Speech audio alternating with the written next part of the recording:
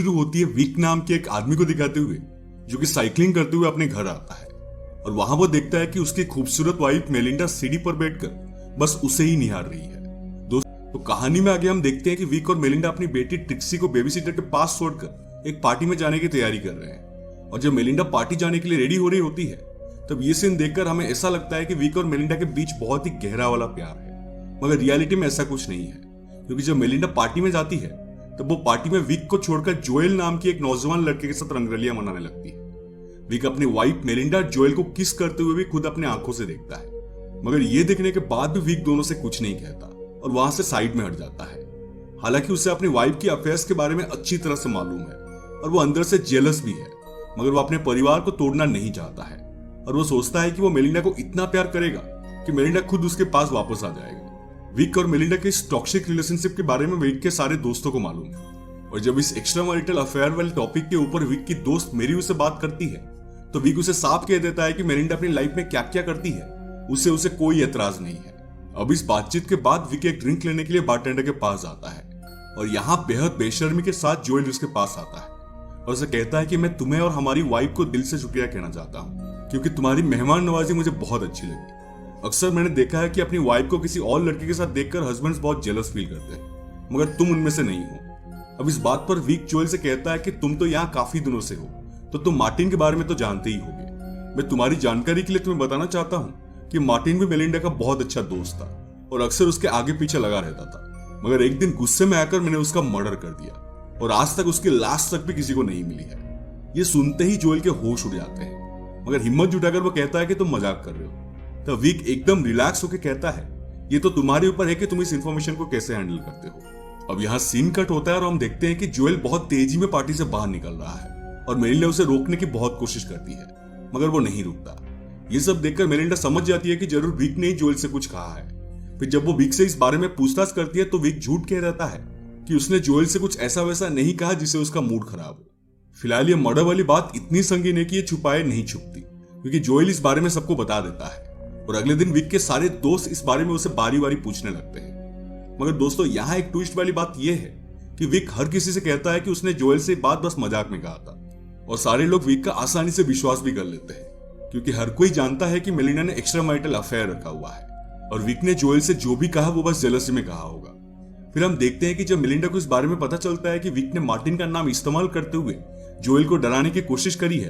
तब वो विक पर बहुत गुस्सा हो जाती है, क्योंकि मेलिंडा पहले मार्टिन को चाहती थी और उसके गुमशुदा होने के बाद अब वो जोएल को चाहती है, मगर विक हर किसी को मेलिंडा से दूर कर रहा है और ये बात उसे बिल्कुल पसंद नहीं आती। अब मेलिंडा जोएल से माफी मांगते हुए फिर से उसे अपने घर डिनर के लिए इनवाइट करती है और जब सभी लोग डिनर कर लेते हैं तब मेलिंडा विक से कहती है कि प्लीज ट्रिक्सी को आज तुम सुला दो। मेलिंडा विक को एक काम इसीलिए देती है क्योंकि वो जोएल के साथ कुछ क्वालिटी टाइम स्पेंड करना चाहती थी, मगर विक को भी ये सब अच्छे से पता है, इसलिए वो ट्रिक्सी को सुलाने के बाद किसी बहाने नीचे आता है और उन दोनों को इंटरप्ट कर देता है और विक के आने पर मेलिंडा वहां से चली जाती है और तब विक और जोएल कमरे में अकेले रह जाते हैं। और भले ही दुनिया के सामने विक ने मान लिया है कि मार्टिन के मर्डर वाली बात उसने मजाक में कही थी, मगर अभी भी जोएल की विक से फट रही है। जोएल हिम्मत जुटाकर विक से पूछता है कि तुम्हें नहीं लगता तुम्हें उस मर्डर वाली बात के लिए मुझसे माफी मांगना चाहिए जो कि तुमने मुझे डराने के लिए कहा था। अब यहाँ विक फिर से पलट जाता है और सीरियस एक्सप्रेशन के साथ कहता है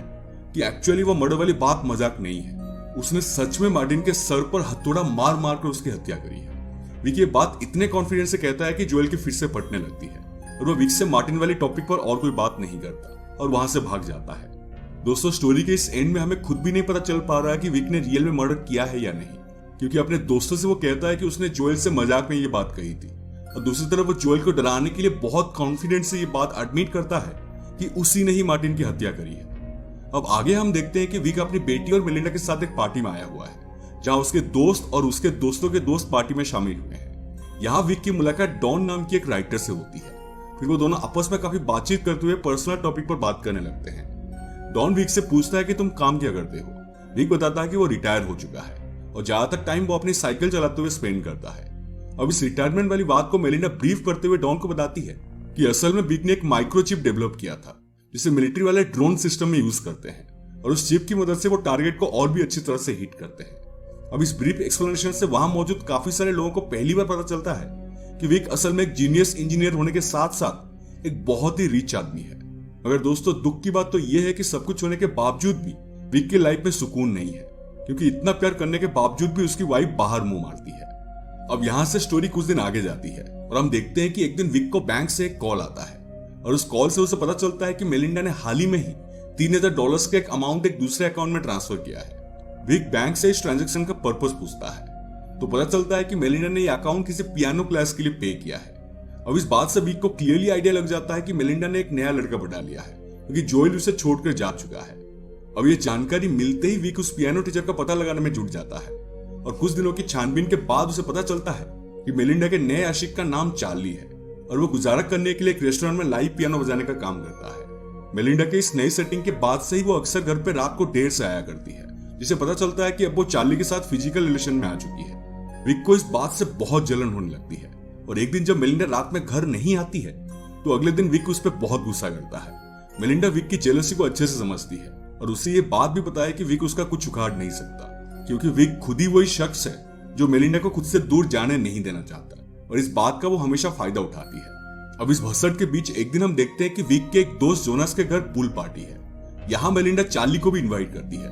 और जैसे ही चार्ली पार्टी में आता है वैसे ही वो उसके साथ चिपकना शुरू कर देती है। विक को चार्ली और मेलिंडा के बीच ये नजदीकियां बिल्कुल पसंद नहीं आती है और साथ ही वो शाम को उन दोनों को बिस्तर गर्म करते हुए भी देख लेता है, जिससे उसका गुस्सा और भी बढ़ जाता है। इसके आगे हम देखते हैं कि जब सारे लोग पूल में नहा रहे होते हैं तब अचानक से बारिश आ जाती है और इस दौरान सारे लोग घर के अंदर भाग जाते हैं। मगर जब सभी लोग अंदर होते हैं तब मेलिंडा की नजर पूल पर पड़ती है और वो देखती है कि चार्ली की डेड बॉडी पानी के ऊपर तैर रही है। ये देखते ही वो चिल्लाना शुरू कर देती है और तब सारे लोग मिलकर जल्दी से चार्ली को पूल से बाहर निकालते हैं और उसे सीपीआर देते हैं। मगर अब इन सब का कोई फायदा नहीं है, क्योंकि चार्ली ऑलरेडी मर चुका था। फिर हम पुलिस की एक टीम को देखते हैं जो कि इन्वेस्टिगेशन के लिए जोनास के घर आती है। यहाँ इन्वेस्टिगेशन के दौरान मेलिंडा गुस्से में आकर पुलिस के सामने ही चिल्लाने लगती है कि चार्ली को विक ने मारा है। अब क्योंकि सारे लोग विक और मेलिंडा के डेड रिलेशनशिप के बारे में अच्छे से जानते हैं, इसीलिए सब लोग पुलिस को बताते हैं कि उन दोनों के रिलेशन अच्छे नहीं चल रहे, इसीलिए ये सब वो गुस्से में कह रही है। और सबसे मेन बात यह है कि जब बारिश आई थी तब सभी लोगों के साथ विक भी घर में आ गया था, इसलिए उस पर शक करना ठीक नहीं होगा। अब क्योंकि विक के खिलाफ कोई सबूत या गवाह नहीं है, इसलिए विक को बस पूछताछ करके छोड़ दिया जाता है। मगर इस इंसिडेंट के कारण मेलिंडा विक से और भी दूर हो जाती है। अब इस इंसिडेंट के कुछ दिन के बाद हम देखते हैं कि विक साइकिलिंग कर रहा है और वो बार बार इस बात को याद कर रहा है कि चार्ली ने किस किस तरह से मेलिंडा के साथ संभोग किया होगा। और इसी के तुरंत बाद हम एक और फ्लैशबैक देखते हैं जिससे हमें पता चलता है कि असल में विकी वही शख्स है